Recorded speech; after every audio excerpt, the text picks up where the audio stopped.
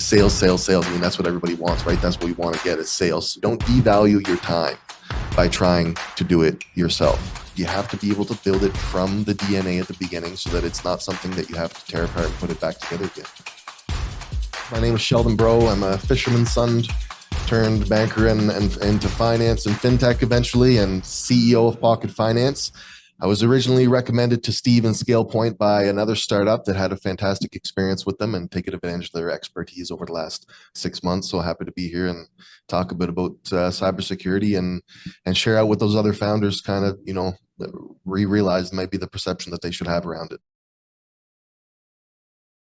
I felt a little bit overwhelmed by it, and I think I had that kind of rudimentary understanding of, okay, well, I have to check my passwords and I have to make sure that we have the right encryptions in play and client data. And you don't really have a lot of insight into what's the first steps. It takes a lot of labor to sort out what is needed in general, what's specific to your business.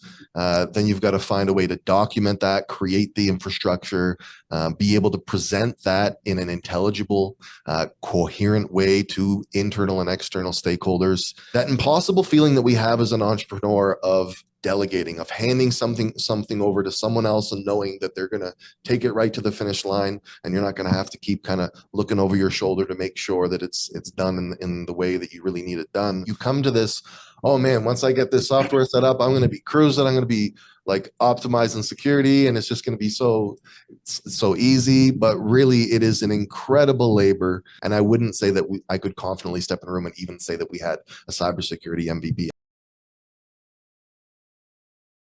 It's only something that can go hand in hand, in my experience, with a true security officer or expert advisor. And those two experiences between trying to do it yourself, even with what sounds like the awesomest software you can imagine, and it is for the things that it does, they're two totally different planets, having expert advice and then at some point combining them together. So, you want to be able to, again, stick out your chest with maturity, to know that you have that discipline, that order within your company, and it makes your whole team have confidence, not just the person that's in the room having the most important conversations. If you really want to get true buy-in from your team members, you need to be able to show them that you have access to a level of expertise that's going to engage them, that's going to make sure that they're doing all the things for all of the departments, and even the smallest things, if they don't have a clear vision of what the goal is and why you're doing it, and you have the expertise there, it's going to be a little bit tougher to get these things done internally. The number one reason ultimately that it all comes back to for us, and that it always comes back to for investors, I guess as well, would be sales, sales, sales. I mean, that's what everybody wants, right? That's what we want to get is sales. Revenue is what's going to get us any attention. It's what's going to get us to the ability to get to the next level, to scale. The bigger the conversation, the sooner they're bringing in their compliance or their security into the conversation. So again, it doesn't mean that you have to be able to say, I have the audit done. But usually the very beginning of those bigger conversations, especially when the people that are your internal champions that can influence the decision makers are really excited about your product, they are looking during that call to their compliance and security people to kind of get a general sense of, okay, do they at least have any kind of clarity about, what that roadmap looks like for them, so that they can even continue the conversation. Otherwise, they might kind of, end up kind of ghosting you.